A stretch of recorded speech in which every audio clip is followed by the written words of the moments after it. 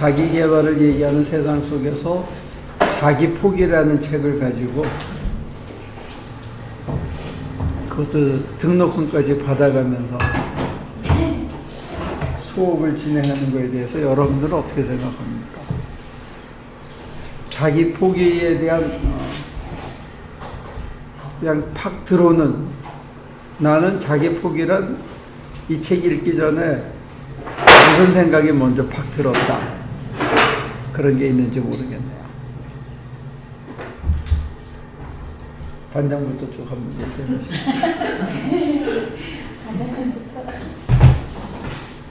하나님을 알기 전에는 자기 포기라는 단어가 딱 인용이 되면은 그냥 모든 거를 다 어떻게 하는 소리 찍게 됐는데, 글쎄 하나님을 안다고 말할 표현이 좀 그렇지만은 그래도 이렇게 공부를 하면서 자기 포기하면은 이제는 그게 자기 포기 있고 자유가 되더라고요. 근데 사실 그 자유함이 되게 역설적인 것 같아요. 근데 우리가 뭐를 할 수 있는 뭐 어떤 원동력이라든가 어떤 그거는 사실 어디에 소속돼 있고 어디에 이렇게 있을 때 뭔가가 이렇게 목표가 있을 때 또 내가 하게 되는데, 또 반대로 자기 포기를 함으로써 자유를 얻는다.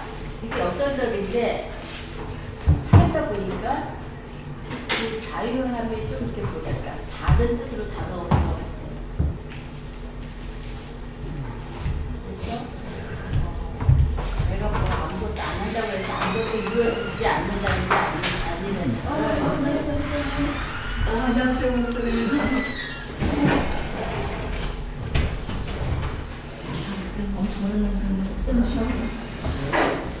아무것도 안 하는 건 아니다. 자유가 있다. 자유가 내가 하는 것 같아요. 내가 뭐 버티고 내 안에서 혼자 버티고 지키고 하는 그런 거에서 어떤 많이 힘든 것 때문에 사실은 버티고 지키고 막 그러는데, 거기서 조금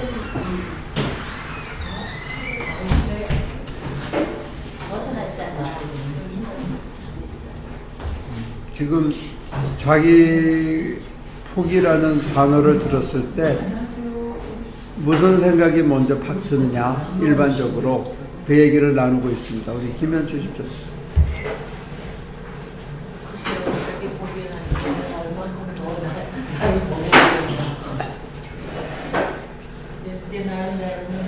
이것도 포기하고 저것도 포기하고 내 내면에 있는 것을 다 그렇게 생각하는데도 아직도 이제 어떻게 막 올라오고 그러거든요.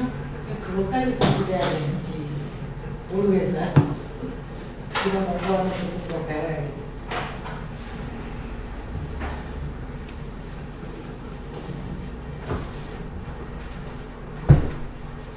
자기 포기 배우고 싶었어요. 진짜 안 되는 게 그거거든요. 정말로. 제일 힘든 게 그 살면서 정말 왜 힘들죠? 내가 그렇게 하고 나서 후회하는 것도 많고요. 또 이렇게 해야 되겠다 그러는데 알면서도 가지 못하고 내가 원하는 쪽으로 가고 그러고 나면 결과는 힘듦이 들었어요. 나는. 포기가 되면은 그게 어떻게 하면 자존이 싫고 그런 것 때문에 포기 못하는 것도 많이 들어요. 그러다 그게 묶이게 되고 그 묶이다 보니까 삶이 딱 외워지더라고요.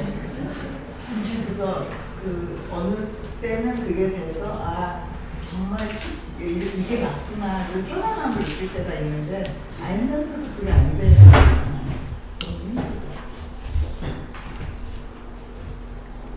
늙었나 봐. 아니, 2달 지났다고 이름이 생각이 안 나네, 금방.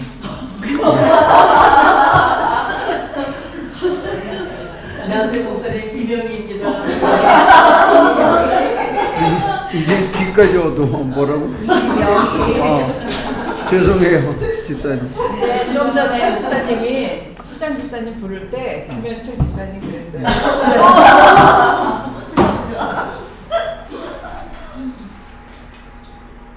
내일은 부르지도 않았어요. 잊어버렸어. 알아서 그냥. 근데 제가 예전에 보는 교육이니까 다 알지. 잊어버리신 것 같아요.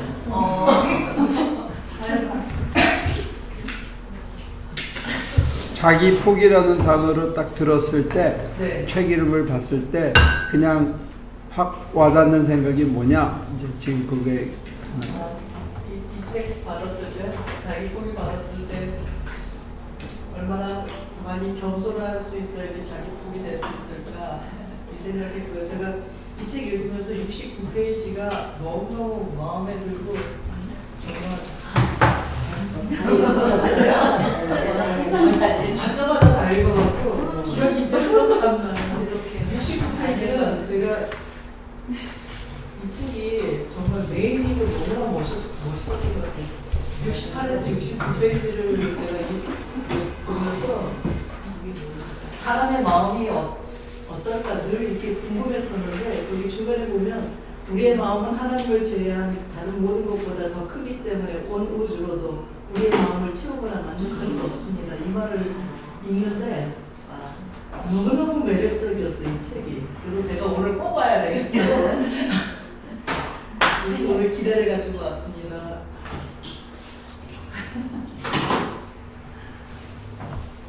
오늘 1장 서론과 1장은 그 기대와는 정반대의 얘기를 합니다.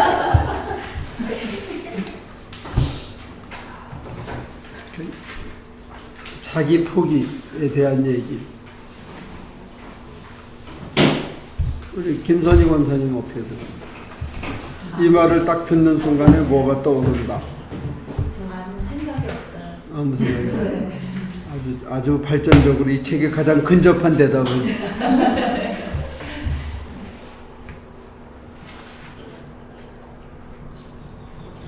우리 엔젤라 집사님. 저는 잘 모르겠는데요. 자기 포기를 하면 뭔지 편안해질 것 같아요. 편안해질 것 같다.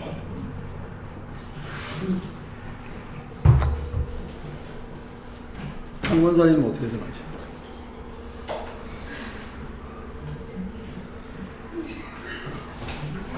자기 여기 초연이라는 단어가 나오더라고. 초연의 찬이라 이제 그래서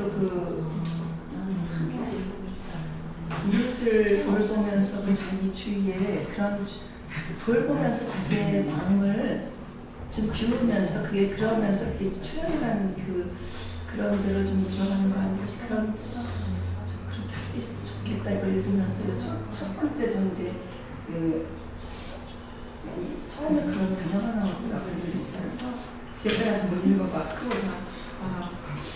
우리가 항상 저희 크리스천으로서 이웃을 하나님을 섬길 때 우리 주위의 사람들 돌보며 그러면 자기가 마음이 그럴 때 그 내려가는 마음이 진짜 그 마음이 아닌가 좀 그런 생각이 들어서 좀 여기서 이 초연이라고 번역, 지금 저는 몇 가지 단어 번역이 조금 거슬린다 그러면 건방진 얘기고, detachment라든지 그 다음에 indifference, 이 중요한 개념이 한 두 개가 나오는데, obedience 세 가지가 나오는데, detach를 초연이라는 단어보다는 신경 쓰지 마라, 그런 말이 있죠. 마음에 담지 마라, 거리를 둬라, 이런. 그러니까 무슨 초연 그럼 붕 떠가지고 하얀 그 두루마기 있고 수영길로 그렇게 붕 떠 있는 것처럼 생각하는데, 이 사람이 지금 제일 강조하는 거는 일상생활이에요. 매일매일의 순간순간의 생활을 강조하기 때문에, 우리가 attach라는 얘기는 집착을 하거나 자꾸 골똘히 생각하거나 뭐가 하나 누가 긁으면 그거 가지고 계속 하거나, 특별히 이 사람이 지적하는 거는 과거의 일이나 장차 다가올 일에 대해서 계산을 하고 궁리를 하고 하는 것에 하지 마라. 그게 이제 초연해지라는 얘기인데, 우리말이 갖고 있는 그 언어의 캐노테이션이 담겨 있는 뜻이 초연이라는 뭔가 도가 터지고 이렇게 좀 이렇게 사람이 공중에 발을 뜬 것처럼 모든 것에 대해서 이렇게 뛰어넘은 초월한 사람처럼 그렇게 하는 단어의 의미가 있는데, 여기서는 생활 속에서 누가 긁으면 어떻게 하라? 신경 쓰지 말고 거리를 한 발자국 뒤로 물러서서 이렇게 보라는 거예요. 거기에 하나님이 어떻게 움직이고 있는가. 지금 여기 가장 중요한 포인트는 하나님이 매 순간 매사에 관여하고 계시고 이끌어 가시니까 하나님이 어떻게 하시는가. 이게 지금 가장 중요한 컨셉입니다. 그러니까 이제 불교식의 자기 포기하고 기독교가 가리키는 자기 포기에는 가장 중요한 상수가 있는데 그 상수가 뭐냐면 하나님입니다. 우리가 포기하는 이유나 근거나 파운데이션이나 왜 포기해야 되느냐, 포기한다면 어떻게 해야 되느냐 했을 때 하나님이라는 상수가 있습니다. 그러니까 그 얘기는 제가 조금 이따가 다시 하겠지만 포기하는 이유도 하나님 때문에 포기하는 겁니다. 하나님을 믿기 때문에, 하나님이 하실 거라는 걸 알기 때문에, 그리고 하나님이 인도하시는 것을 내가 관상하고 그 흐름에 내가 따라가기 때문에 내 생각을 포기하는 거예요. 내 판단을 포기하고. 이게 이제 가장 중요한 포인트라서 불교식으로 또는 우리가 일상적으로 알고 있는 포기하고는 개념이 많이 다르다는 거예요. 그래서 지금 제가 여러분들에게 자기 포기라는 단어를 들었을 때 무슨 생각이 먼저 드십니까?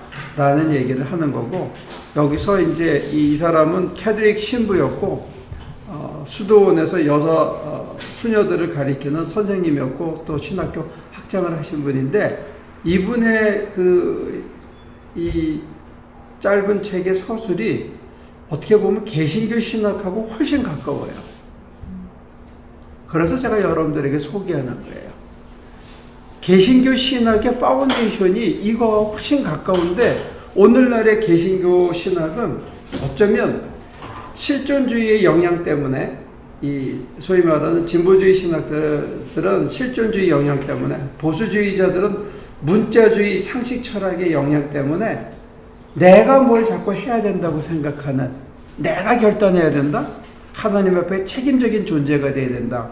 이게 이제 진보주의 신학자들이 갖고 있는 한계고, 그 다음에 근본주의 신학이나 극보수 신학들은 뭐냐면 하나님의 말씀에 순복하고 순종하고, 순종이 제사보다 낫다. 내가 하나님의 말씀에 순종해야 된다 하면서 그 뒤에 숨어 있는 게 뭐냐면 내가 드러나는 거예요. 내 상식적인 판단으로 알고 있는 성경의 조문을 따라서 하나님이 시키는 대로 살아낸다. 이렇게 하다 보면 니오 바리새주의자가 되는 거예요. 이게 지금 우리가 갖고 있는 한계점입니다. 내가 순종해야 된다고 하는 순간에 이 사람의 지적대로 한다면 뭐가 생기냐면 내가 살아나는 거야. 굉장히 어려운 것 같아요.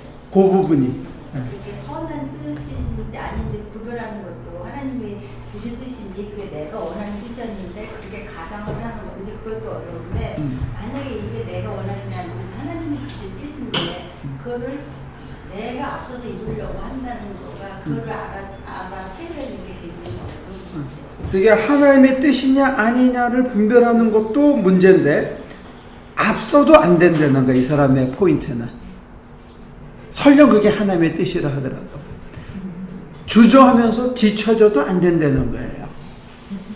우리가 흔히 카이로스의 때 그러잖아요. 말은 많이 들었거든. 근데 카이로스의 때에 이 사람의 주장의 중요한 지혜는 뭐냐면 앞서면 죄야, 뒤쳐지면 나태야. 그 타이밍에 그거에 걸맞게 딱 맞게 리액트하고 팔로우업 해야 되는 거예요.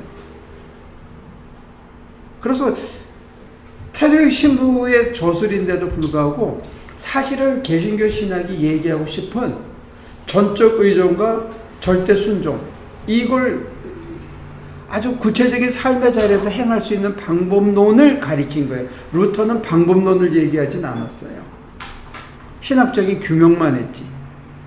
그러니까 이 책은 굉장히 실천적이라는 생각을 하면서 보시면 캐톨릭 신부가 썼지만 신학적으로는 오히려 굉장히 성서적인 기반 위에서 쓰여진 개신교 신학의 실천 매뉴얼에 가깝다. 이렇게 이해하시면 좋겠어요. 루터가 얘기하고 싶었던 핵심을 실천한 사람이에요. 참 역설입니다. 캐톨릭 신자들이 보면 약간 거부감이 있는 오히려 그런 요소가 있어요. 그러니까 자기 포기라는 말이 무슨 뜻인지를 지금 제가 여쭤보고 있습니다.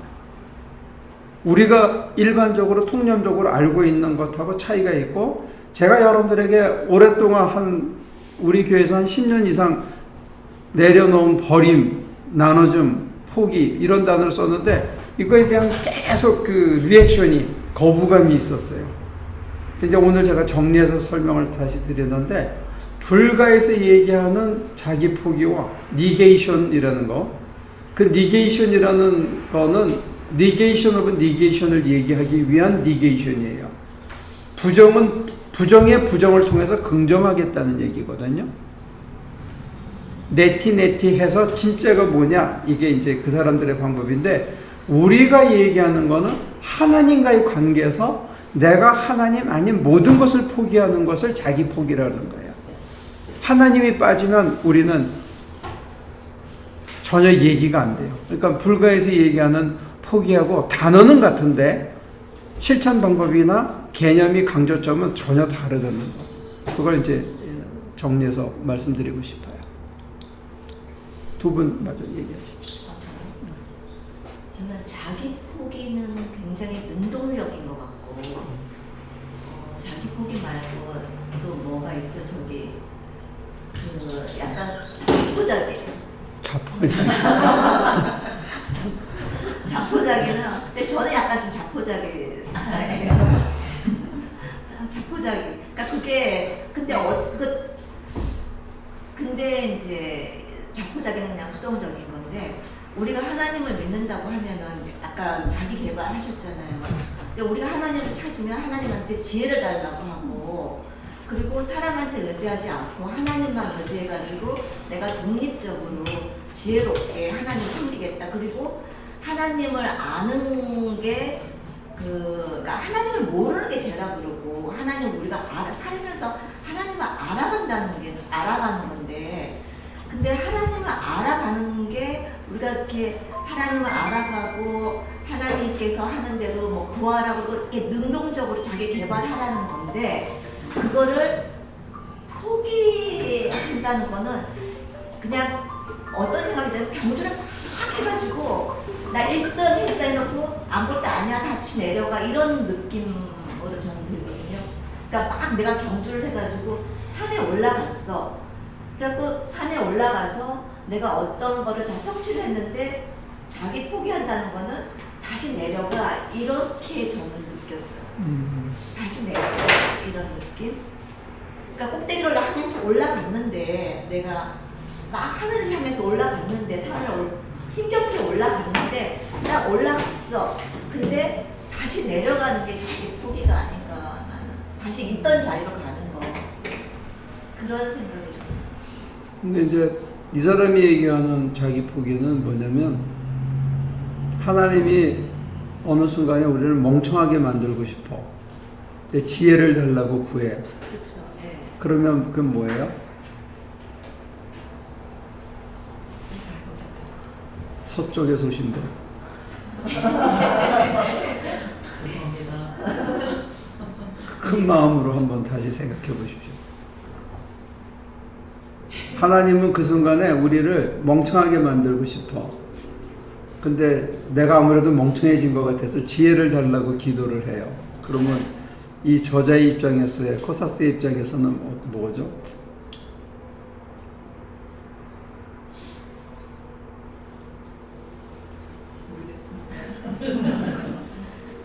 그런 경우를 우리 속된 표현으로 그렇게 얘기합니다. 이런 등신이 다 있나.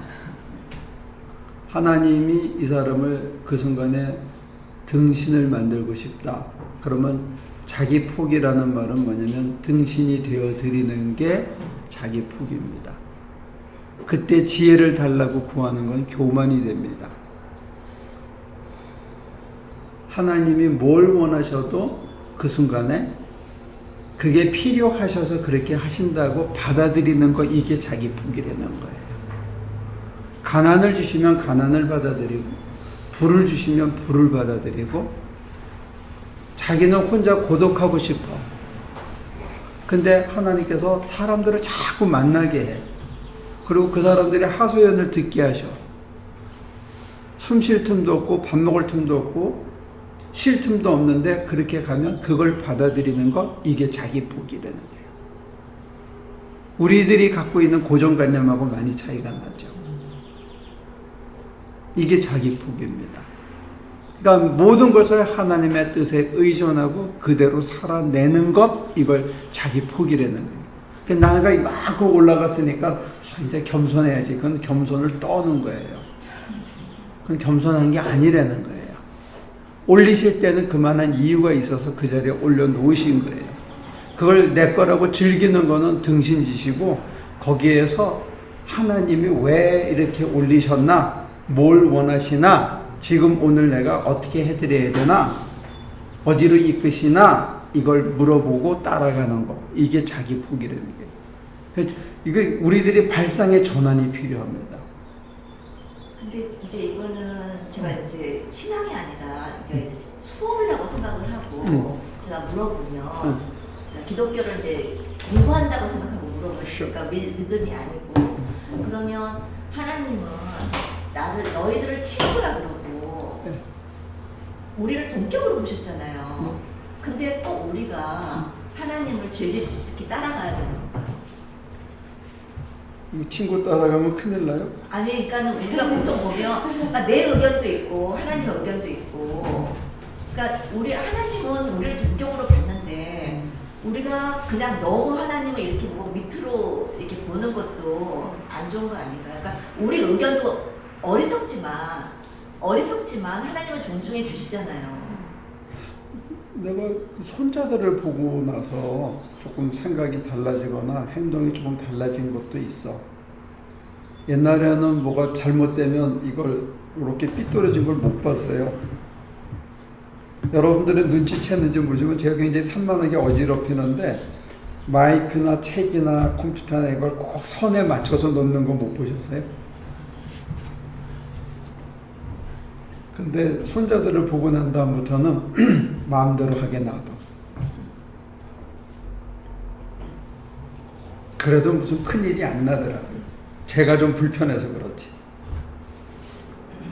그러니까 하나님께서 우리를 다스리시고 이끌어 가시는 것은 우리들의 베네핏을 위해서 최선의 길을 이끌어 가지만 우리가 고집하면 그냥 놔두신다는 거예요.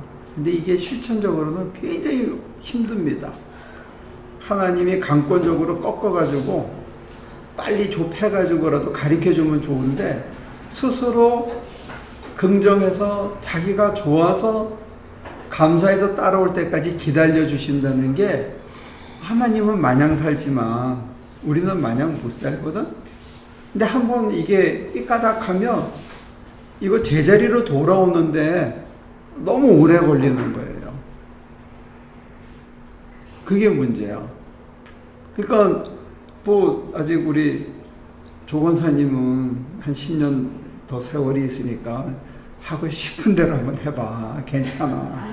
근데 나 학문적으로 대답하는 거야. 근데 제가 권사님 말씀드리면서 그 인간의 개는 정말 그 자존감이 잘 이렇게 살아 있어야지 인간의 그 욕구가 이렇게 채워질 수 있는데, 자꾸만 그 자존감을 내려놓으려고 하시는 것 같은 그런 느낌이 많이 드니까 우리 조 권사님은 아마 좀 그런 면에서 왜 자존감까지 다 버리면서 이렇게 하나님을 따라야 되는가 이런. 아니, 나는 그게 아니라 이렇게 그래요? 아니 그것조차 그게 아니라 하나님은, 그러니까 내가 혹시 자기 포기가 성격이 혹시 있나 이런 걸 느껴본 거예요. 왜냐면 내가 하나님의 입장에서 봤을 때 인간을 서로 사랑하라고 이렇게 내보냈는데 맨날 그냥 하나님만 질질 끌려다니고 강시처럼 하면 하나님도 아무 재미없을 것 같다는 생각이 드는 거예요, 저는. 강시를 만들지 그러면 정말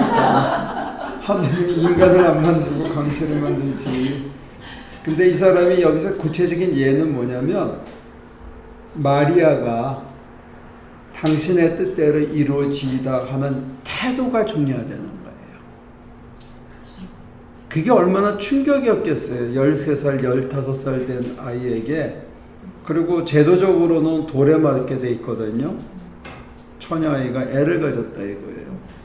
그럼 이거 돌에 맞는 건데 천사가 나타나서 하나님의 뜻이라고 그러고 천사는 떠나가고 성령이 이제 그를 장악한 채 이끌려지는 삶을 살았다는데 이런 태도, 그런 자세로 매일매일 살아가는 삶, 애를 낳고 남편이랑 살아가면서 애를 키우는 그 모든 과정에서 매 순간을 하나님의 손에 의탁하고 살아간 삶이 바로 자기 포기였다는 거예요. 근데 이게 쉬우냐 이거죠. 그게 이제 강시냐, 조건사님의 도전처럼 자존감을 버린 거냐, 뭐냐 이거죠. 근데 자존감도 포기하고 자기의 인간됨으로서 할 수 있는 자유의지와 의사결정도 포기하고 그 어린 아이가 도대체 뭘 위해서 따라갔으며 끝까지 한 자리를 관심을 가진 베드로가 코버디스 도미는 그 영화를 보면 돌아가잖아요.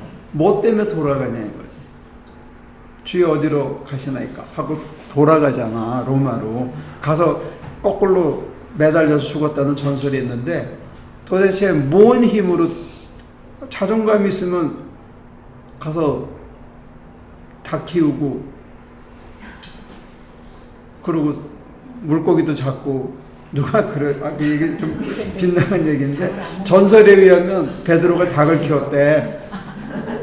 왜냐하면 닭 울음소리가 날 때마다 회개하느라고 닭을 키웠다니까 어떤 학생 하나가 그러더라고. 고기 잡다가 안 잡힌 날은 닭장 살라고 그렇게 부업으로 닭을 키웠다고. 이야 정말 세상이 달라지니까 굉장히 기발한 생각들을 많이 하시더라고요. 베드로가 뭐 때문에 돌아갔겠냐 이거예요.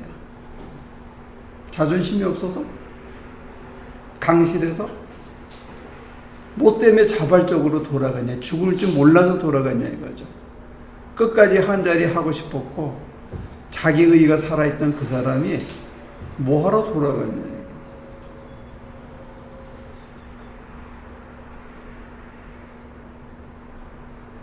그러니까 하나님이 친구라고까지 불러줬는데 하나님은 결국은 자기가 원하는 대로 우리를 끌고 가서 꼭 당신 생각을 우리 속에 관철시켜야 되고 우리는 우리 생각을 꺾고 하나님의 뜻에 우리를 맞춰야 되냐. 논리적으로 보면 배중률에 걸려요. 그건 틀림없는 논리적인 사유인데 이제 우리는 그 논리를 삶에 적용을 했을 때 내가 하고 싶은 대로 살았는데 내 인생이 나한테 도움이 되느냐를 물어봐야 되는 거예요.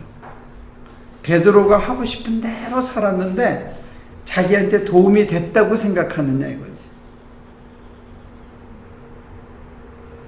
논리라는 것은 삶의 경험의 9%를 8%를 개념화시키고 그걸 크리스탈라이즈 시켜가지고 그것을 구조화시킨 게 논리거든요. 그러니까 언어로 표상화시킬 수 있는 게 우리 경험의 한 10% 미만이라고 그래요. 개념으로 떠오르는 것도 마찬가지고. 그러니까 개념 이전에 삶의 경험에서 우리가 살아내면서 내가 하고 싶은 대로 내 생각대로 내 판단대로 했을 때 진짜 나한테 도움이 되느냐를 우리 물어봐야 됩니다. 근데 인간이라는 게 동물하고 틀린 게 생각하는 능력은 좋고 그게 이만큼이거든. 그러면 하나님이 너희는 나랑 똑같다는 소리는 하지 말으셔야죠. 너희는 나같이 돼야 되고 하나님처럼 완전해져야 된다 하는데 그 완전이라는 것을 여기서는 사랑이라는 단어로 완전으로 이어가요. 근데 그 소망과 그 믿음 속에서 그 사랑이 연결어가면서 이제 하나님의 성품을 우리가 재현해내고 사람들에게 하나님을 보여주는 실제로서의 살아가게 되는 삶을 하는데 우리 스스로를 A 메시아, D 메시아 또는 A가 D가 할 때 내가 하나님이랑 동일해질 수 있느냐? 그건 될 수 있다고 했잖아요. 이 작은 공간 안에서 되어져야 되는 게 우리의 어떤 운명이고 당위성인데 내가 바로 하나님이다. 하나님은 사랑이다. 사랑이 하나님이다. 이게 바이스 벌사는 안 될 수 있죠. 이게 이렇게 간다고 해서 쌍방이 다 동일해지는 건 아니죠. 그 한 부분에서는 그게 되어지더라도. 그런 어떤 그 총체적인 것에 있어서의 자기 한계나 자기의 어떤 부분적인 것을 잊어버리면 그거는 교만뿐만 아니라 자기 상실이 되죠. 자기가 누군지 모르게 되니까. 그래서 스님들은 목상에 대해다가 왜 저거 자꾸 절하냐, 저 금불상인데. 그래서 어떤 스님이 춥다고 목불을 쪼개가지고 아궁에다 불을 떼고 했어. 그 다음날 그 절의 스님들이 다 일어나서 때려 죽인다고 해서 도망가면서, 아이 마 니네들이 저거 나무불인데 저기다가 뭐하러 절하냐 그러고 이제 도망갔다는 그 가르침의 전설이 있는데, 자기들도 나무로 깎아서 만든 건 줄 알면서 왜 절하느냐? 자기를 절대화시키지 않기 위해서 절한다는 거예요. 내가 한순간은 하나님처럼 살아낼 수 있을지 몰라. 그러나 우리는 그 다음 순간에 또 어떻게 될 가능성이 열려 있어요? 응?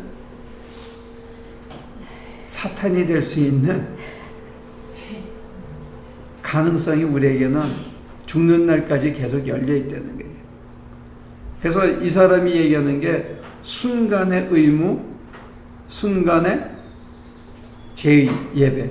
그 순간에 가장 성실하게 살아내는 거지만 오늘 살아냈다고 해서 이게 내일로 자동으로 보장되지는 않나. 그게 사람인 것 같아요, 경험적으로. 그러니까 여러분들이 오늘은 정말 자기를 다 내주는 헌신을 하고 다 줄 수 있어. 근데 그 다음날 하는 짓이 꼴보기 싫어. 갑자기 내가 그렇게까지 했는데 저게 나한테 이럴 수가 있어? 그러면 속에서 은근히 부하가 치밀어가지고 아무 얘기도 아닌데 그냥 말이 팍 튀어나오거나, 내 속에서는 얼굴은 웃고 있지만 내 속에서는 정죄를 다해. 네가 나한테 그럴 수가 있어? 내가 어떻게 하고 있는데 네가 나한테. 그건 금방 우리가 하나님이 아니라 뭐가 됐어요? 거의 준사탄이 된 거지. 하나님이 우리를 많이 올려놓으셨는데 우리가 갑자기 어제 그 마음이 안 되는 거예요. 어제 그 마음이 되려면 오늘 어제보다 더 고양돼야 돼. 왜냐하면 사람들이 양양하거든. 양양거린다고 내가 호구인 줄 알고. 그러면 진짜 호구가 되려면 어제보다 내가 영적으로 더 심화돼 있어야 되는 거야. 근데 심화가 안 돼요. 잘 됩니까? 어제랑 똑같으면 오늘 자빠지게 돼 있다니까요. 그러니까 그 과학자들의 비유로는 하나님은 핵 유황 같은 존재다. 끊임없이 자기를 능가하시는 존재라는 거예요. 그러니까 우리도 끊임없이 자기를 능가하지 않으면 어제까지 그 사람인 줄 알고 오늘 만만하게 굴고 와서 비비고 개기고 더 해달라고 그런다고. 그러면 우리는 뭘 계산해요? 내가 지금까지 얼마나 해줬는데 오늘 또 저래. 이제 그만해야지. 이런 생각을 갖고 있단 말이에요. 그러면 무너지는 거야. 그 생각 때문에. 그 생각이 그럼 더 해줘야 되는 거예요? 당연히. 그게 마음에서 가야지 하는 거지. 안 돼. 그러니까 바로 그 포인트인데 마음에서 안 가 우리는. 그래서 포기하려는 거야. 포기하고 그때 이 사람 얘기는 하나님만 바라보려는 거야. 하나님이 지금 뭘 원하시는지를 보려는 거예요. 근데 어떤 때는 고만 해줘도 되는데 지 기분에 해주는 수도 있거든. 그러다가 자빠지는 거예요. 그때 하나님은 고만해줘. 오른쪽에도 사람이 있잖아. 그렇게 우리에게 감동을 주시는데 나는 이것만 지금 보고 이 사람한테 그냥 올인하는 거야. 거기다가 관심을 다 쏟아. 손자, 손녀에게 그냥 관심을 쏟느라고 오른쪽을 봐야 되는데 그것만 쳐다보고 있어. 그러면 하나님께서 그만 봐. 근데 안 되는 이유는 뭐예요? 자기 포기가 안 되는 거예요. 이게 실천적으로 굉장히 중요한 덕목입니다. 하나님께서 이렇게 방향을 이렇게 봐서 그 사람에게도 좋고 저 사람에게도 도움이 되고 궁극적으로 나에게도 도움이 되는 걸로 우리를 이끌어 가시고 우리와 같이 연합사업을 하고 싶은데 내가 머물고 있다는 거예요. 과거에. 그 과거에 머물고 있음으로 인해서 나는 오늘을 못 살고 뭘 산다? 어제에 사는 거예요. 그게 감옥입니다. 그런 사람이 바리새인들이었습니다. 겉으로는 멋있게 잘하고 있지만 그 사람들의 문제는 오늘을 못 살았다는 거예요. 그 이유는 자기 포기가 안 됐다는 거예요. 이게 이 책의 주제예요. 제 1장에서 제. 그러니까 오늘을 늘 새롭게 살기를 하나님은 우리에게 원하신다는 거죠. 그래서 어제까지는 좋아 보이는 일이야. 근데 오늘은 떠나야 할 때가 된 거죠. 또다시 성숙해져야 돼요. 그래서 이 책은 굉장히 이론적이면서도 간결한 이론인데 굉장히 실천적이에요. 우리에게. 자기를 포기한다는 거는 굉장히 어떤 고통이나 아픔이 있잖아요. 그렇지 않아요? 그게 굉장히 중요한 질문인데 내가 그렇게 해줬나? 막 힘들어가지고 그랬더니 내 마음속에 그런 생각이 들었어요. 하나님께서 너 그거 좋아하잖아. 할 말이 없더라고. 할 말이.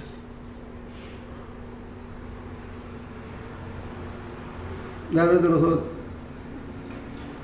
이 테이블에 엎드려서 이렇게 있는 거 우리 뭐 닦고 하는 거는 힘들어 하거든요. 근데 당구 치는 애들은 테이블에 엎드려가지고 하루 종일 해. 골프 치는 사람들은 짝대기 들고 그걸 그렇게 걸어다녀. 그 시간에 빗자루 들고 교회 마당을 쓸어봐. 4시간이면 다 쓸고 사람들이 번쩍거리는데 지가 좋아하는 그거를 어떤 순간에 제일 싫어하고 힘들어요. 이게 쉬프트가 되면 내가 가장 좋아하는 일을 가장 힘겨워하고 있다는 걸 스스로 보게 해주신다니까요. 고통과 즐거움은 그게 불교에서는 인간의 어태치먼트라고 그래요. 내가 분별해서 만들어 놓은 내 집착의 결과고 그 결과가 고통이라는 거예요. 그 사람들의 인사이트를 우리가 좀 들어볼 필요가 있어요. 선생님 어쩌니까 그냥 나도 내가 이 일하러 왔는데 이게 예수님의 가르침이에요. 이 마을에서 전하고 저 마을에서 전하라고 내가 그래서 왔어. 그것 때문에 왔는데 뭐 그냥 하면 되지. 우리 가르침은 그래요. 또 심플해요. 아버지께서 일하시니까 나도 일해야지. 아버지가 일하는데 내가 어떻게 쉬냐. 그러니까 어떤 애티튜드를 갖고 보느냐 굉장히 중요합니다. 태도. 어떤 태도를 갖고 임하느냐. 근데 그 태도가 여기서 제일 강조하는 건 뭐냐면 하나님을 향한 태도라는 거예요. 하나님이 어떻게 하시는가. 근데 그 하나님을 예민하게 느끼려면 전제가 있죠. 무슨 전제가 있어요? 나의 고정관념을 내려놔야지. 내 선입견을 내려놔야지. 내가 알고 있던 선지식을 내려놓아야지. 왜? 하나님은 어제와 오늘이 다를 수 있으니까. 나를 새로운 방향으로 또 이끌어 가시고 더 성숙해지려니까. 아까 우리 이미숙 집사님 얘기한 것처럼 어제까지 한 것 갖고는 오늘은 또 부족하다 이거예요. 응? 이해가 됩니까? 우리 교회 고친 솜씨 가지고 정병준 목사님네를 똑같이 고쳐주면 촌스러워 이제는. 예?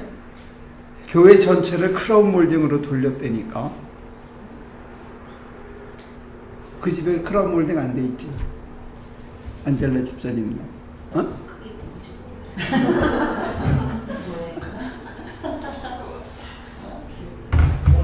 서쪽 집에는 크라운 몰딩이 돼 있습니까? 예?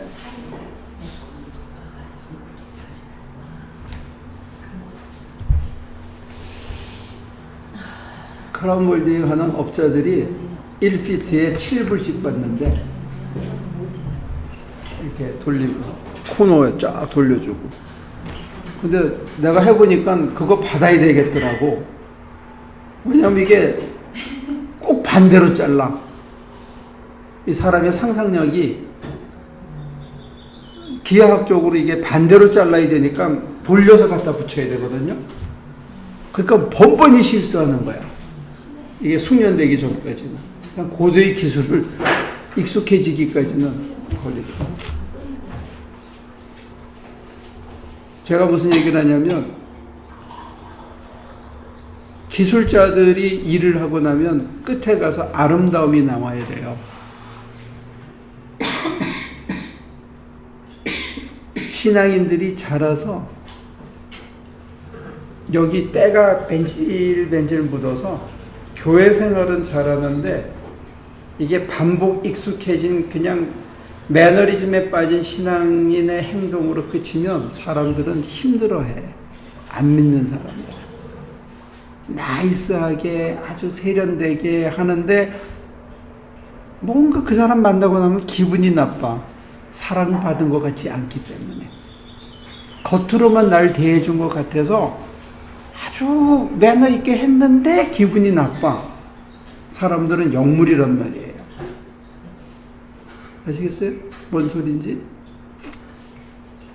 나 그 꼴 배기 싫어서 계속 까칠해졌는데 그것도 나쁜 거더라고요.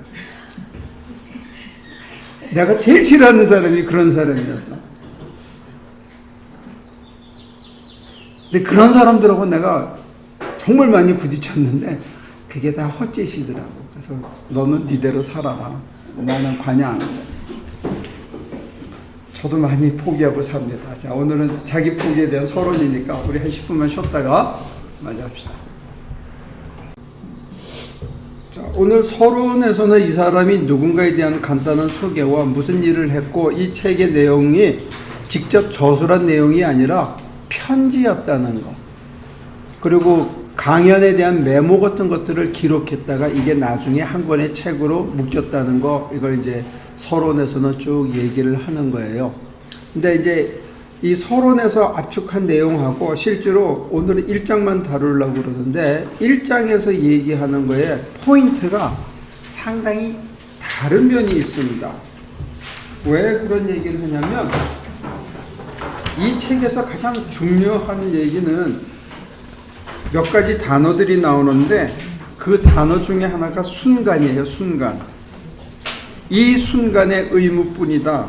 그게 어디 나오냐면 30페이지. 그 다음에 31페이지 위에서 넷째 줄에 보면 모든 것을 완전히 알며 가능한 한 하나님이 원하시는 방식으로 반응하기 위해서는 우리 자신을 하나님께 완전히 맡겨야 한다는 의미다. 이 맡김이라는 단어, 이게 이제 이 사람이 정리한 건데 1장에서는 역설적으로 39페이지를 갈까요?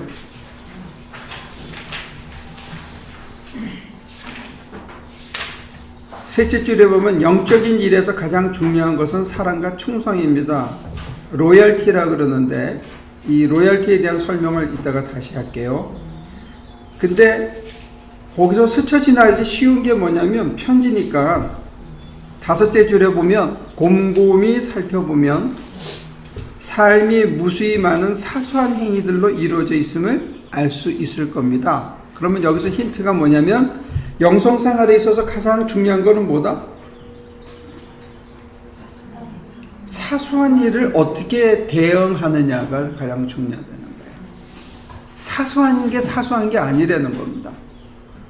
우리들이 지금 사소하게 생각하는 거는 돈 되는 거는 중요하고 돈 안 되는 건 사소하게 생각하고 내 얼굴 사는 거는 중요하고 그렇지 않은 건 사소하게 생각하는 거예요. 근데 사소한 게 굉장히 중요하다는 겁니다. 사소한 게. 삶 전체가 사소하게 여기기 쉬운 일들로 구성되어 있는데 문제는 뭐냐? 그 사소한 것 속에 하나님의 계획과 인도하심이 있다는 거예요. 하나님이 계시다는 거예요. 그래서 그게 결코 사소하지 않다는 거예요. 우리가 사소하다고 판정할 수 없다는 거예요. 왜? 그걸 통해서 하나님이 우리와 역사를 이끌어가고 계시기 때문에. 그러니까 우리의 판단이 하나님의 판단과 안목이 되기까지는 우리 눈에는 사소하게 보이지만 실제로는 굉장히 소중. 근데 우리는 사람들을 어떤 때는 사소하게 대하잖아. 쉽게 막대할 때가 있거든요. 소중하게 안 대하고. 사람 전체를 그렇게 할 때 있지만 특히 누구한테 실수하느냐면 가까운 사람한테. 여러분들도 남편한테 승질 확 낼 때가 있잖아요. 사소한 일에. 근데 그게 가장 중요한 결정적인 실패의 원인이 될 수 있다는 거예요. 사소하게 생각해서 쉽게 마구 하는데 그게 일을 다 망가뜨려. 그래서 저는 일을 할 때 노가다 칠 때 절대로 짧은 발을 안 입어요. 암만 더워도. 땀을 삐직삐직 흘리면서. 왜냐면 전기를 먹어. 요거 하나가 얼마나 사람을 살리는지 몰라요. 요만큼. 맨살에 닿는 거하고 이게 달라요. 하다못해 막장갑이라도 끼고 전기 먹는 거하고 맨손에 먹는 거는 사다리에서 떨어질 수가 있어. 놀래가지고. 죽진 않는데 놀래서 떨어져서 다쳐요. 그러니까 사소한 걸 할 때 여러분들 굉장히 조심하셔야 됩니다. 차 뒤로 뺄 때 조심하십시오. 뒤에 누가 있는지 모릅니다. 여러분들이 사랑하는 손자, 손녀가 뒤에 있을 수 있습니다. 뒤로 차 뽑을 때. 그 다음에 집에 다 왔다고 파킹하면서 그라지 도어 확 치고 지나가는 사람도 있고. 남편한테 커피잔 하나 주는데도 어떤 때는 여러분들의 마음이 커피잔을 휙 던질 때가 있어요. 굉장히 사소한 것 같지만 여러분들이 나오는 겁니다. 근데 이 사람이 얘기하는 강조점은 뭐냐면 그럼 나는 교양 있게 참 차분하게 해야지. 이거 아니라는 거예요. 그건 자기 포기가 아니에요. 그건 내가 하는 거지. 그러면 그때 그 사소한 순간을 제대로 하려고 그러면 어떻게 해야 돼요? 아까 얘기했잖아요. 하나님을 바라봐야 됩니다.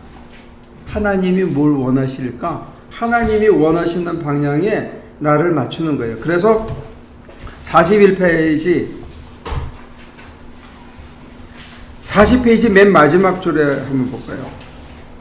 자기 힘으로 환난을 벗어날 방법을 구하지 않으며 자신이 행하거나 당해야만 하는 모든 일 안에 나타나 있는 하나님의 뜻에 순복하는 겁니다. 이게 거룩한 거예요. 그래서 다시 돌아가면 40페이지 위에서 넷째 줄, 그렇다면 이 보물을 발견한 비밀은 무엇입니까? 비결은 없습니다. 이 보물은 곳곳에 있습니다. 그것은 언제 어디서나 우리에게 제공됩니다. 피조물이 있는 곳에는 하나님의 활동이 있습니다. 하나님의 활동이 피조물보다 앞서가며 그들과 함께하며 그들을 따라갑니다. 피조물은 그저 그 활동의 물결에 자신을 맡기면 됩니다. 저는 이 포인트가 굉장히 중요하다고 생각합니다. 이게 순종입니다. 그 물결에 맡기는 거. 근데 우리는 순종을 어떻게 생각하느냐? 우리 장로교 장로님하고 권사님 왔습니다. 이거 다시 설명해 주려고 그랬는데 오늘 안 오셨네, 하필이면. 우리가 생각하는 순종은 내가 하나님의 뜻을 성경에 기록되어 있는 하나님의 뜻대로 열심히 최선을 다해서 1.1획도 틀림없이 내가 그냥 따라가는 거, 이걸 순종이라고 생각하는데 그건 순종이 아니에요. 이 사람의 입장에서는. 왜 순종이 아니죠?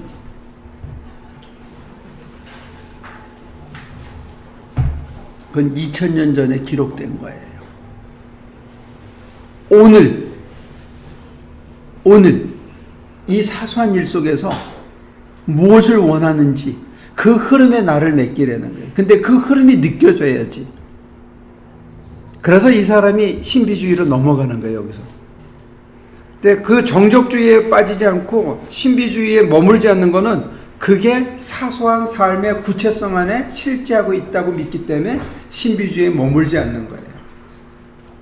사소한 일 속에서 그게 실현되어야 된다는 거예요. 근데 우리 눈에는 사소한 일 속에서 하나님이 안 보여. 안 느껴져. 그게 문제예요. 느껴지면 모두가 보물이야. 네? 모두가 3년 전에 버려놨던 그라나이트가 그게 보물이라고. 아시겠어요? 근데 그게 보물인지 몰라. 어제 우리 전태호 집사가 그 캐비넷을 하나 얻어다 줬는데 베니티하고 세수띠야 말이에요. 근데 그걸 갖다 놓으니까 너무 커. 그러니까 옛날 걸로 가재요. 그래서 옛날 거가 어딨냐 그랬더니 밑에만 있어.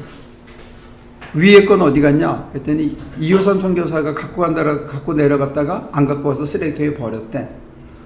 그래서 그거 다시 살려면 이거 수도꼭지까지 해서 한 70불? 최소 50불은 넘는다 그랬더니 쓰레기통에 갔어. 뒤지더니 찾아오더라고. 우리는 사소하게 생각할 수 있는 게 새로 살려 그러면 다 돈이야. 그거 관계라고 생각을 해봐요. 회복하려 그러면 얼마나 힘들어. 쓰레기통 뒤져서 다시 재활시켜야 되는데 저 속에 들어온 거 다 끄집어내야 이게 회복이 되는데 여러분들 관계를 말 한마디 쉽게 너무 팍팍 뱉잖아요. 얼마나 소중한 건데 그걸 회복하려고 그래봐요. 그 속에 그냥 냄새나고 덮였던 거 그러면서 한다는 얘기가 뭔지 알아요? 쓰레기통에 던졌더니 하나도 안 깨졌네요. 얼마나 다행이야. 물어보고 버려야지. 근데 내가 버리라 그랬대. 다 제 탓입니다. 근데 하나님 뜻대로 살아가고 내가 자기를 포기를 한다 그러면 제가 드는 생각은 실수가 없다라는 생각이 들거든요. 근데 반대편의 모습은 뭐냐면 네. 실수 없는 반대편의 모습은 뭐냐면 감격과 기쁨과 감사라는 거예요. 놀람의 감격이 있는 거야. 이게 이렇게도 되는구나. 이럴 수가 있네. 그러니까 하나님께서는 보시기에 아름다운 것들을 우리에게 계속 주시고 이끌어 가시고 사소한 것 속에서 창조가 이루어지니까 와우 하게 하고 싶은데 우리는 자꾸 굳어져 있는 거예요. 그러니까요. 따라가면 실수 없이 그냥 이렇게 가야 되는 건가 이렇게 딱 하니까. 그건 모범생이 쓰는 단어고 실수라는 그런 뭐 학점 이런 거 생각하지 말고 즐겨. 기쁨이 있고 놀람이 있고 노래 잘하고 나서 자기 만족이 있잖아요.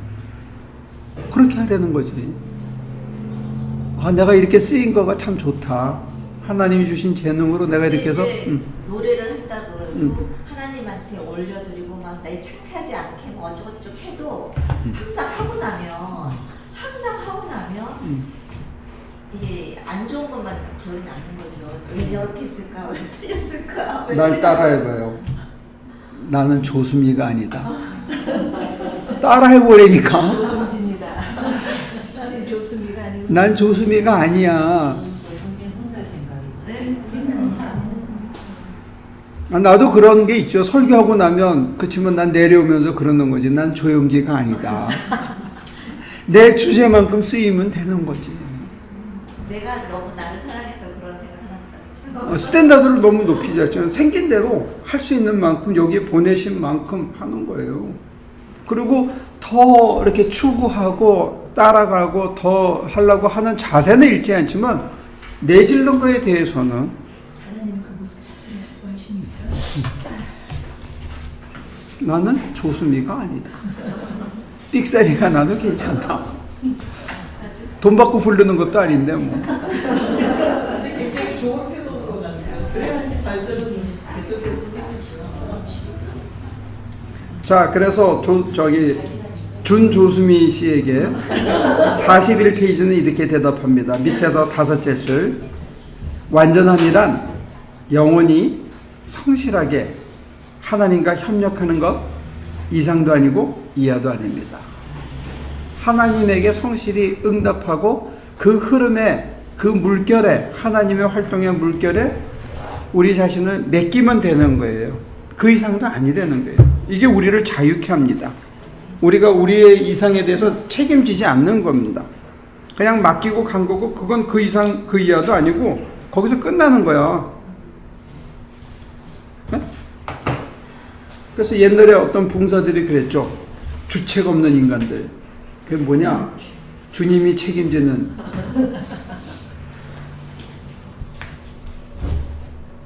그래서 이 사람이 이제 얼핏 보면 불가지론이나 반지성주의처럼 보일 수 있는 비유가 있는데, 이게 편지니까 여러분들이 이해하고 들으셔야 되는 게 어디냐면 42페이지 위에서 6째 줄에 약에 대해서 알지 못하고 관심도 없는 환자가 순종하여 약을 먹으면 병이 낫듯이 신실한 영혼이 단순하게 하나님의 뜻과 목적을 받아들인다면 의식하지 못하는 사이에 완전함에 이를 겁니다.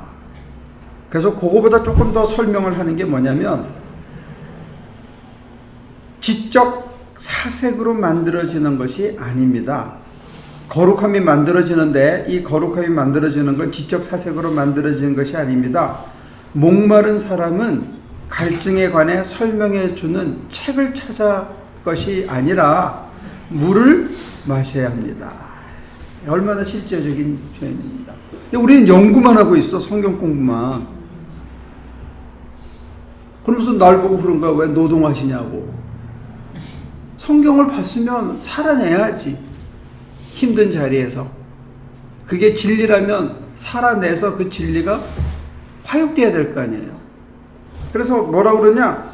갈증에 대한 설명을 찾기 위해서 시간을 허비한다면 갈증이 심해질 뿐입니다. 책만 찾고 있는 사람이 있어. 내 주변에 아주 티피컬한 여성 신도가 하나 있는데, 멀쩡하게 생기고 재능도 있고, 그런데 계속 책 찾고 계속 사유하고 계속 고민만 하고 몸은 안 움직여. 계속 지금도 갈증을 해소할 수 있는 책이 뭔가 하면 찾고 있어. 근데 여기서는 갈증을 해소하려면 어떻게 해야 된다? 책 볼 게 아니라 그 시간에 물 마셔라. 기도하고 실천하고 나누고 베풀고 자기를 꺾고. 우리가 거룩함을 갈망할 때도 마찬가지입니다. 거룩함에 대해서 더 많이 알고자 하는 갈망은 거룩함을 더 멀리 몰아낼 것입니다. 우리는 모든 사색을 버리고 어린아이처럼 하나님께서 주시는 모든 것을 기꺼이 받아들여야 합니다. 굉장히 구체적인 가이드라인을 제시하고 있습니다. 꿀떡 삼키는 것도 필요합니다. 신앙에서는. 어떤 때 우리가 다 소화하고 따라갈 수 있는 게 아니고, 하나님께서 우리를 이끌어 가실 때 우리들의 입장에서는 어떤 때는 소리가 납니다. 근데 저는 경험적으로 소리가 나는 것일수록 하나님의 인도하심이 확실한 경우가 많은 것 같아요. 거북할 정도로 버거운 것들. 도저히 이건 내가 어떻게 하지? 힘들다. 근데 사람의 힘이 다 빠지고 아무 힘도 없는데 진짜 강시처럼 일어나서 할 때, 그때 내가 한 게 아니라 내 안에서 활동하시는 하나님이 하셨다는 것을 우리가 체득할 수 있습니다. 근데 그게 왜 중요하냐면 그 다음에는 겁이 안 나요. 무슨 얘기인지 알겠어요? 겁이 안 난다고. 왜? 내가 혼자가 아니니까. 내 맘대로 하는 일이 아니라면 그것은 하나님께서 함께 하셔서 이끌어 가시고, 모든 피조물의 활동 속에 하나님 활동하신다며요. 모든 사건 속에서 하나님 활동하고 계시거든요. 이런 책은 진짜 믿음이 뚝뚝 떨어지지 않습니까, 여러분들? 근데 우리는 이런 책을 어렵다고 생각하는데 이게 얼마나 쉽고 구체적인 얘기를 해주고 있는지 몰라요.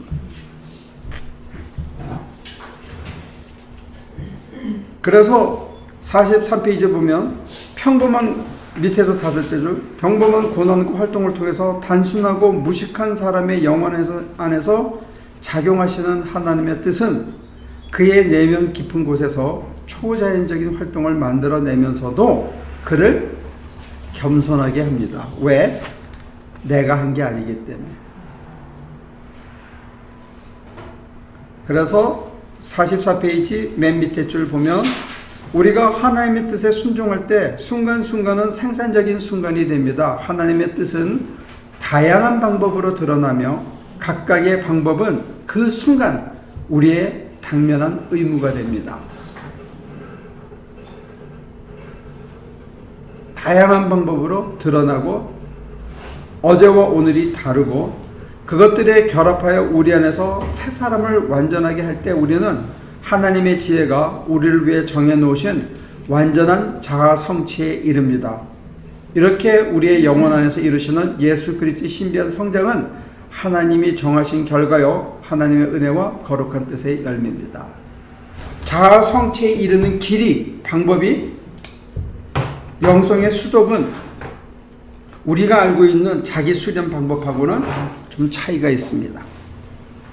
그 활동의 흐름에 자기를 내어 맡기고 하나님께서 다양한 방법으로 드러나시고 각각의 방법이 주어질 때 우리는 그냥 마치 의무처럼 마땅히 내가 해야 하는 조언랜으로 해야만 하는 것을 I should do it 그냥 하면 되는 거예요. 자연스럽게.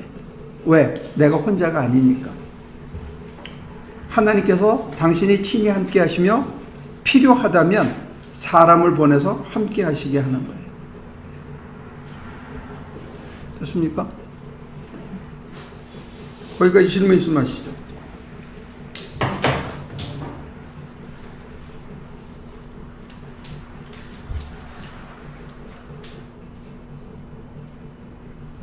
그래서 이제 캐톨릭 사람들이 들으면 좀 어색해 할 수 있는 내용이 45페이지 그 새로 패러그래프 시작할 때 우리가 해야 할 일은 하나님의 거룩한 뜻이 우리 안에서 작용하게 하며 절대적으로 확신하며 그 뜻에 복종하는 것 뿐입니다.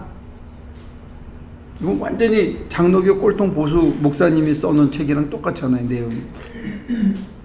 우리가 해야 할 일은 하나님의 거룩한 뜻이 우리 안에서 작용하게 하며 하나님이 하게 하시는 거예요. 우리는 그것을 절대적으로 확신하고 그 뜻을 따라 그 흐름을 따라 가면 된다는 거예요. 여기서 쓰는 복종이라는 단어는 그 흐름을 따라 가는 겁니다. 내가 같이 동반하는 거예요. 화육의 실제로서.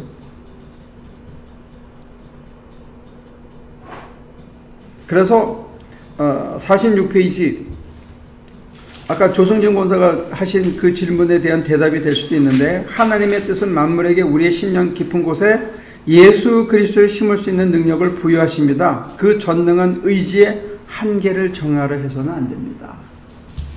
사람이 한계를 정할 필요가 없는 거죠.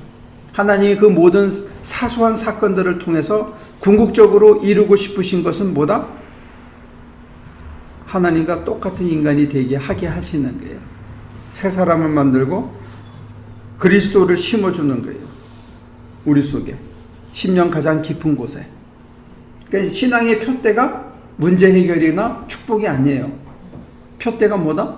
우리 심령 가장 깊은 곳에 예수 그리스도를 심는 거예요. 그래서 아버지와 아들이 하나이듯이 아들 안에서 우리도 아버지와 하나 되어지는 거예요. 그걸 완전한 연합이고 하나님의 품성을 회복하는 그 자리인데 그게 이 사람의 가르침에서 중요한 거는 두 가지 덕목이에요. 하나는 사소한 것, 두 번째는 순간의 의미에 순종하고 그 흐름을 따르는 복종. 근데 오늘 현대인들은 남의 말에 복종하는 거에 대해서 굴종감을 느끼고 그거를 굉장히 자존감이 사라지는 것처럼 생각하는 게 있어요. 누가 물어보면 시키는 대로 해. 그러면 아주 뒤집어지려고 시키는 대로 하라니까. 그 지가 더 잘한대. 그러고는 아무데나 칠해가지고 망가뜨려. 야, 그것도 재주야. 어떻게 꼭 그렇게 반대로 하지? 왜 그래요? 애들 신발 신고 나오라 그러면 꼭 이렇게 뒤집어 신고 나온 애들 있잖아. 확률은 50%인데 그것도 진짜 재주야. 애도 그래? 애들이 그렇게까지 잘 갔네.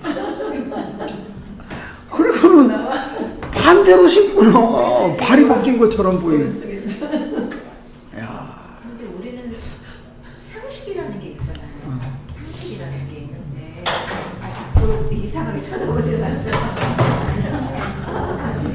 우리는 이제 상식이라는 게 있는데 순종하라고 그러고 하나님한테 순종하라고 그러고 이제 기존 교회에서는 목사한테 순종하라 뭐 이런 말도 하잖아요. 그냥 이해가 되든 안 되든 권위에 순종하라 해서 목사한테 순종하라 하면 근데 이제 그거를 전제 조건 안 달고 그냥 순종하라 이건지 근데 상식에 반하는 경우가 있잖아요. 그때가 또 그러니까 만약에 우리가 봤을 때 상식인데 우리가 봤을 때는 상식인데 그랬을 때 우리 교인들이 그러니까 상식이 있고 상식에 반하는 거에 순종을 해야 돼. 어떻게 될까? 저도 항상 그게 의문이었어요. 왜냐하면 부모한테 순종하라는 게 그게 나와 있잖아요. 나와 있지만 정말 순종할 수 없는 부모도 있잖아요. 그랬을 때 어떻게 해야 되느냐? 순종할 수 없는 부모까지도 순종을 해야 되는 건가? 이런 그러니까 상식에 반했을 때가 참. 그저께 밤에 있었나? 늦게까지? 한 9시가 늦게 한참당 끝나고 갔으니까 잠깐 일을 안 하고 그때 우리가 뭘 하나 잘라서 갖다 붙일 때 제가 서두르느라고 그냥 쭉 갖다 붙여가지고 크라운 몰딩을 붙여가지고 그 아울릿 꼽는 거를 가렸어요. 그랬더니 장로님이 오더니 그걸 부득부득 띄더라고. 기껏 페인트까지 다 발라놓고 했는데 그걸 뜯어. 그다 뜯었어. 그러더니 자르더니 이렇게 뭐를 하나 싹 갖다 붙이니까 그 아울릿은 아울릿대로 나오고 모양이 이쁘더라고. 거기 딱 띄어낸 게. 그래서 이쁘다. 그랬더니 이쪽을 했더니 또 재더니 잘못 잘랐다는 거야 계속. 그러면서 이거는 어떻게 하지? 재료가 없는데 뭐 그러면서 계속 그러고서 아니 잘 잘랐구만. 그랬더니 이건 이렇게 하면 안 된대. 그래서 아니 저쪽이랑 똑같이 잘 잘랐구만 왜 그러냐고 그랬더니 이거 덧붙여가지고 이걸 그냥 가리고 가나 어쩌냐 재료는 없는데 막 그러서 아니 남의 얘기도 좀 들어봐요. 남의 얘기도 자기가 전문가잖아. 프레이밍. 그러니까 내 얘기는 안 듣는 거야. 근데 나는 이쪽에 힘들어가지고 앉아있어서 보니까 이쪽이랑 이쪽이랑 대칭이야. 그랬더니 뭐라 그러냐면 사다리에서 건네주면서 나보고 잘라오래. 네가 해봐라 이거지. 그래서 내가 가서 잘라서 갖다 줬어. 그랬더니 맞네. 그런 거는 순종해야 되는 거야. 그 얘기는 뭐냐면 상식을 써서 살아요 평소에는. 근데 내 상식에 가장 헉 하고 받아들이기 힘든 거는 순종해야 돼. 이게 참 역설이에요. 그러니까 교통법규를 따라가는 거는 그냥 상식대로 살아. 근데 어느 순간에 차 세워라 하는 느낌이 들어오면 서야 돼 빨리. 그때는 이유 없이 서야 돼. 그걸 그냥 내지르면 졸면서 운전해도 괜찮아. 그런데 어느 순간에 랄랄랄라 갈 때 마음속에 조심해야 되는데 하는데 그냥 가면 안 된다. 그러니까 여러분들이 상식과 비상식을 어떻게 구별하느냐? 저는 이제 생각이 많이 바뀌었어요. 그래가지고 교인들 중에 졸고 안 듣고 그러잖아? 그럼 나도 왜? 이 좋은 강의를 지가 평생 다시는 못 듣는다 이거지. 내가 또 할 거냐? 안 해 이제는. 저도 계속 딴 걸 찾아가야지. 이 좋은 걸 왜 해줘? 2번을 녹음이나 남겨놓는 거지. 그럼 못 들으면 고만이에요. 그럼 나가야지 뭐 어떡하겠어요. 그죠? 나가야지 뭐. 지가 알아서 가는 거지. 어느 선까지만 해주는 거고, 옛날에는 막 꺾고 분지르고 밤새도록 설득하고 그랬는데, 안 해. 이제는. 다 지가 피를 흘리고 고생을 해봐야 그 다음에 받아들이더라. 그러니까 나는 편하지, 배짱이. 속으로만 기도하는 거야. 아유, 저 어떡하나. 그렇지만 안 한다. 근데 거듭되는 얘기지만 평소에 쉽게 늘 하던 대로 하다가 사고가 나요. 사소한 것에서 자빠지게 돼 있어. 그래서 실천적으로는 매일 아침 가슴을 하나님에게 드리고 하나님의 마음에 나의 초점을 맞추고 살아가는 그 태도가 중요하다는 거예요. 그게 자기 포기입니다. 사건을 물어보지 못할 때는 많아요. 그러나 아침에 일어나서 저녁에 잠들기 전에 내 마음을 하나님께 다시 쏟아놓고 내가 주인 되지 않으려고 하는 거. 옛 자아가 나를 장악하지 않고 내가 해오던 과거의 방식이 오늘을 사는 나를 붙들지 않도록 그것을 내려놓고 새로운 소망 가운데 하나님을 바라보는 그 애티튜드가 중요하다는 거예요. 그래야 새 세상을 살 수가 있어요. 과거에 묶이지 않은 채 새로운 삶을. 그렇게 쳐다보면 엄청난 가능성이 열려 있는 거예요. 점점 좋아지는 게 보이는 거예요. 그렇잖아요? 근데 문제는 뭐냐면 자기만 못 봐. 옆 사람은 변하는 걸 보는데 자기만 못 봐. 오케이?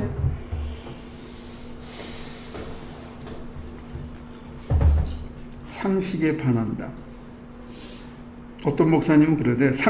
믿음의 반대말이 뭐냐? 믿음의 반대말은 상식이래. 바리새인들이 그랬어. 상식과 전통에 따라 살았는데 그게 새로운 가르침을 못 받아들이게 만드는 가장 무서운 척이었죠. 믿음의 반대말은 상식이다.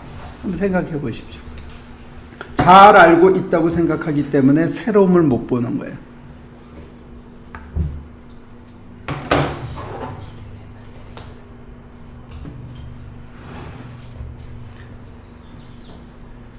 그래서 하나님의 이 순간 하나님의 뜻은 몸과 영혼이 어떤 상태에 있든지 간에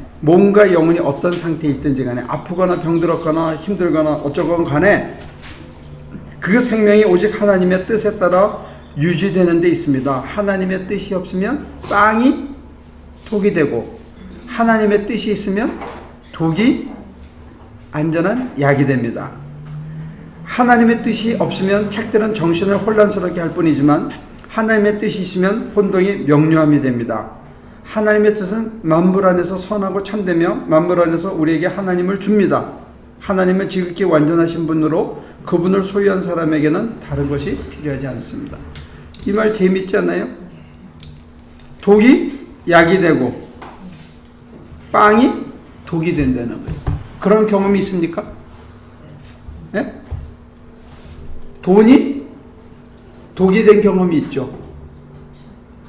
여러분들의 얻은 명예가 여러분들의 인생에 독이 된 적이 있습니까?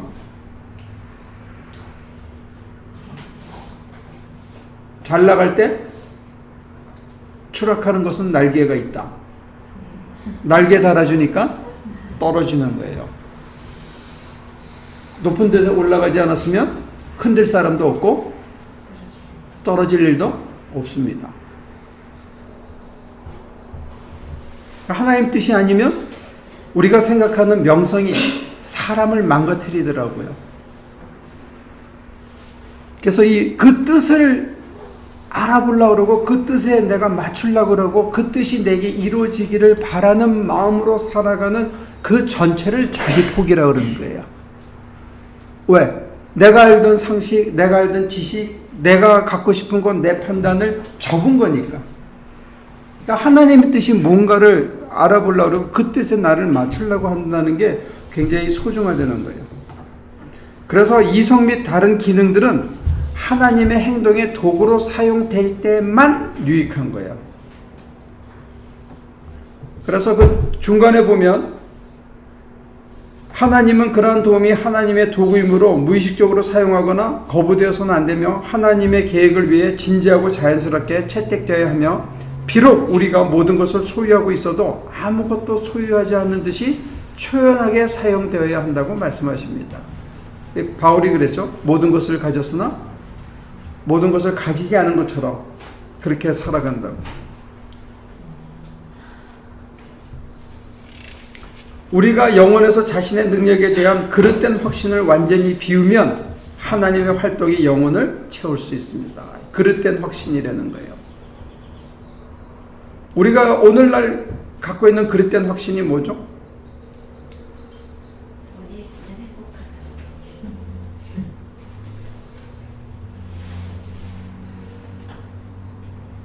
그리고 미에 대한 아름다움이 확 달라졌죠. 옛날 중세 그림을 보시면 여성들의 뭐라 그러나 벗은 몸매가 있잖아요. 지금도 미국에서는 북조선에서는 우리 저기 안젤라 집사님처럼 생기면 미인이 아니야.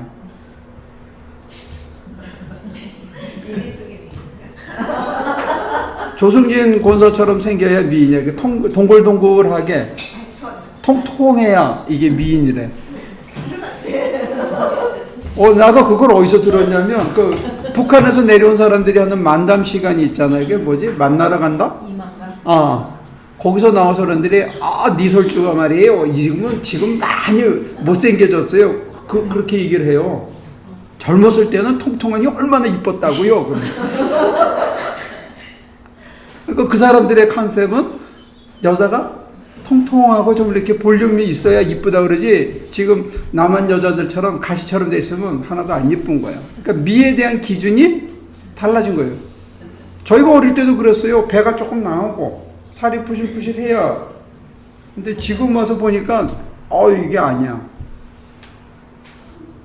미에 대한 기준이 달라지고 부자와 성공에 대한 기준이 달라졌어요. 시대에 따라서 20년 30년 만에.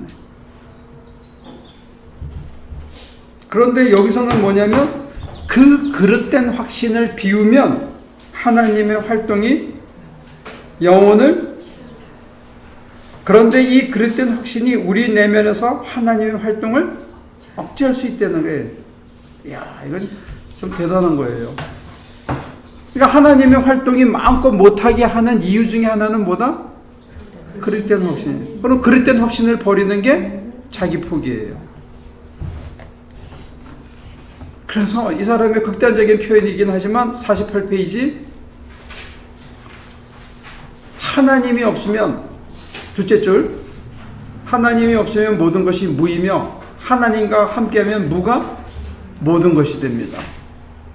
이거는 편지 받는 사람은 무슨 얘기인지 아는 얘기예요. 그 사람의 심장을 향해서 꼭 던진 얘기이기 때문에. 우리는 묵상을 하거나 관상에 몰입하거나 소리내 기도하거나 내적 침묵을 실천하거나 활동적인 생활을 하거나 세상을 멀리하는 생활을 할 수 있으며 그러한 일들이 모두 소중하지만 특정한 순간에 하나님이 원하시는 일을 행하는 것보다 더 좋은 일은 없습니다. 하나님이 관상을 시키면 관상을 하고 묵상을 시키면 묵상을 하고 소리내 기도하게 하면 소리내고 내적 침묵을 실천하게 하면 실천하고 활동적인 일을 해서 노동을 치게 하면 또 노동을 치고 세상을 멀리하게 하시면 세상을 멀리하고 특정한 순간에 하나님의 원하시는 일을 행하는 그거 하는 게 제일 좋은 거라는 거예요. 됐습니까? 그 순간에 우리는 다른 모든 것을 무가치한 것으로 여기며 완전히 무관심하게 대해야 합니다. 무관심. 마음 두지 말라는 거예요. 거기에다가 신경 쓰지 말라는 거예요. 우리는 모든 것 안에서 하나님만 보아야 하므로 모든 것은 하나님의 뜻에 맡겨야 합니다. 그렇게 함으로써 우리는 하나님께서 정하신 것 외에 다른 것을 바라지 않으며 하나님을 통하지 않고서는 능력도 없고 가치도 없는 것을 사용하려 하지 않습니다. 이 애티튜드가 중요하다는 거예요. 이 정도로 생각하고 이 정도로 믿고 살면 괜찮겠죠. 이게 믿음이라는 거예요. 근데 우리는 이게 내게 제일 좋은 거라는 확신이 없고 이걸 구체적으로 어떻게 실천하느냐에 대해서 아직 익숙하지 않은 거고 이런 훈련들을 안 받아본 것 뿐입니다. 큐티를 하면서도 자기 생각이 들어가고 자기 원함이 기어 들어가는 거예요. 그리고는 하나님이 말씀하셨대. 그러면서 자기 생각을 강화하는 거예요.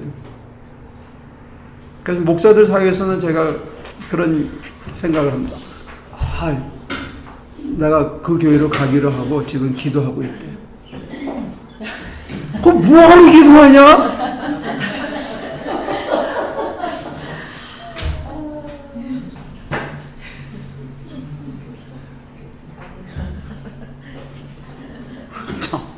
여러분들 비웃었어. 비웃어서 지금 다 내가 목사들이 하는 짓에 대해서는 비웃었는데 자기들은 어떻게 하는지 내가 볼 거야. 남이 하는 건 다 비웃게 돼. 다 보인다고. 자기만 안 보이는 거지. 근데 그 그릇 때는 확신이라는 게요. 하나님 보시기에 그런 확신인데 내가 생각할 때는 이게 맞다고 생각하고 그 짓을 하는 거잖아요. 근데 우리가 맞다고 생각할 때 그 영향이 대부분의 영향이 주변에서 온 거라는 거예요. 심어진 거라는 거예요. 바리새적인 가치관과 조상의 규례와 전통인 경우가 많아요. 고정관념, 시대 가치. 미인에 대한 가치가 달라졌다는 게 말이 안 되잖아요. 어떤 사람이 진짜 좋은 스승이냐, 좋은 신사냐 하여튼 신사도에 대한 가치관이 달라졌다니까요. 시대가 변하면서 모든 게 거기서 오는 그 문화적인 거가 이제 틀려지니까 우리 전통적인 그런 가지고 있던 거에서. 그러니까 지금 그런 거에 대한 대답이 하나는 그럼 성경은 뭐라고 얘기하느냐? 지금까지 우리의 대답은 이거였던 거고 이 코사스의 대답은 조금 달라요. 지금 이 순간에 네 심령의 가장 깊은 곳에서 하나님이 뭘 원하시느냐? 이 순간. 이게 대답이 좀 달라요. 그거를 이제 성경의 그 잣대에 다시 리플렉트해서 봐야 되긴 하지만 중요한 건 뭐냐면 네 심령 안에서 하나님이 뭐라고 하시며 그 순간의 사건들 속에서 하나님이 너를 어떻게 인도해 가시느냐. 근데 이거를 실천적으로 분별하려면 어떻게 해야 돼요? 내 영적 감각이 살아있어야 돼요. 예민하게. 내가 초점이 하나님을 향해서 가 있어야 돼요. 그리고 순응하는 아주 새털처럼 나를 이끈도하실 때 그 활동의 흐름을 그 물결을 내가 계속 따라가는 그게 익숙해져 있어야지.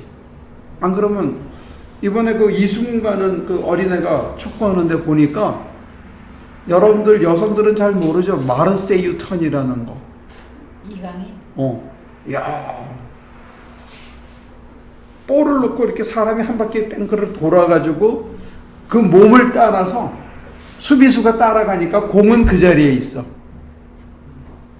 기가 막히게 하네. 그게 근데 걔가 초등학교 1학년, 2학년 때도 이미 그걸 하더라니까. 걔는 십몇 년을 그걸 한 거 아니에요. 그러니까 그게 공하고 몸하고 같이 가는 거야. 그 흐름에. 근데 우리도 신앙생활을 이렇게 훈련을 받아서 10년, 20년을 했으면 여러분들이 제가 이걸 얘기하면 웃고 있어야 돼. 그렇지. 맞아. 이렇게 나와야 되는데 그걸 누가 해요? 이렇게 나오면 안 된다니까. 그건 아니고 걔는 타고난 거 있잖아요. 타고난 거 있잖아요. 아멘. 그래, 난 조수미가 아니야. 난 이강인이가 아닌데 이강인이 혼자 축구하는 게 아니더라고. 걔보다 조금 모자라지만 그 받쳐준 애들이 있으니까 골을 넣죠. 다 이강인이 될 필요는 없어. 조금 모자라도 괜찮으니까 우리 골키퍼가 잘해야 또 골을 안 먹죠. 자기 몫을 하면 돼요. 됐습니까? 자, 그 다음 페이지 마저 읽고 자, 그래서 조금 길지만 제가 우리는 언제 어떤 상황에서든지 사도 바울처럼 주님 무엇을 하리이까? 라고 말해야 됩니다. 이게 가장 중요한 동문이에요. 주님 무엇을 하리이까? 우리가 선택하는 것이 아닙니다. 선택권을 포기하는 거예요.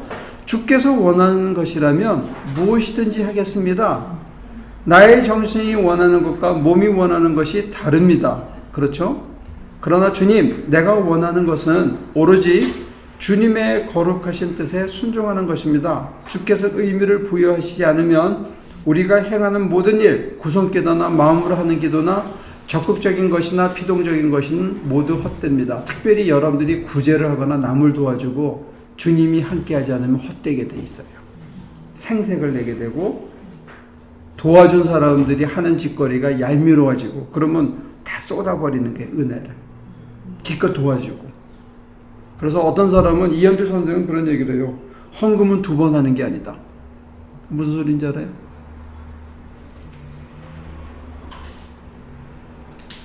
남을 도와주는 것도 마찬가지예요. 내가 헌금했으면 했다는 얘기를 남한테 꺼내지 않는 거예요. 그건 2번 하는 거라는 거예요. 굉장히 심플한 얘기지만 많은 의미를 담고 있어요. 근데 우리는 이걸 놓친다고. 그럼 헛되진다는 거예요. 그 다음에. 그래가지고 내가 꼭 담임 목사한테 돈을 갖다 주는 사람들이 있더라고. 그래가지고 그걸 계속 재정부장한테 바로 주라고 하거나 내가 받아서 주고 그러니까 나한테 이제 안 줘. 헌금이 잘 안 나와. 다 제가 부족해가지고 그러고. 글쎄, 내가 그걸 몰랐어. 그건 그것대로 칭찬해주고 또 눈 감고 또 이렇게 해야 되는데 제가 그런 재주가 없었습니다. 너무 어리석어가지고. 이대로 살다 죽을 것 같아요. 이 세상에 속한 것들이 아무리 웅대하고 고귀해도 나는 그것들이 아닌 주님의 거룩한 뜻에 헌신할 뿐입니다. 우리가 생각하는 명분, 우리가 생각하는 체면, 우리가 생각하는 의, 사람들이 다 좋다고 하는 것, 그거 아니고 그 순간에 하나님의 뜻이 뭐냐, 거기에 헌신하니. 왜냐하면 우리 정신의 탁월함 때문이 아니라 마음의 사랑 때문에 은혜가 주어지기 때문입니다.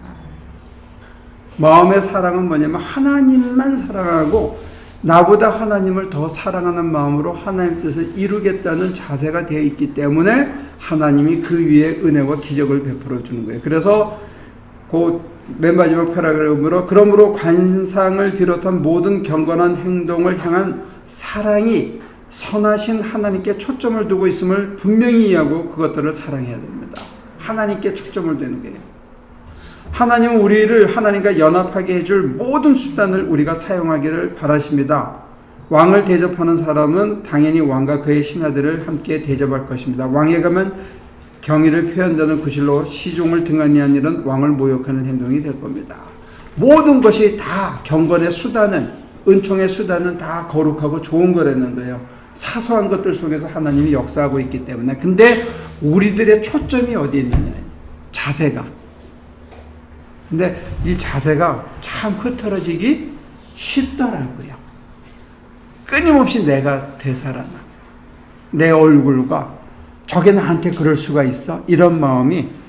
그리고 누가 한마디라도 칭찬은 아니더라도 아유 애썼어. 그래서 목사님이 아니면 이걸 누가 해? 이런 말을 사람들은 듣고 싶어 하는 거야. 나도. 근데 그게 초점이 흐려져. 그 순간에 하나님 대신에 우리가 누굴 봐요? 사람의 입술을 본다. 또 젊어서는 내가 그 고지식하게 그래서 칭찬을 안 했어. 하나님한테 직접 받으라고. 그랬더니 우리 목사님은 쌀쌀하고 제 탓입니다. 자, 잠깐 쉬었다 갈까요?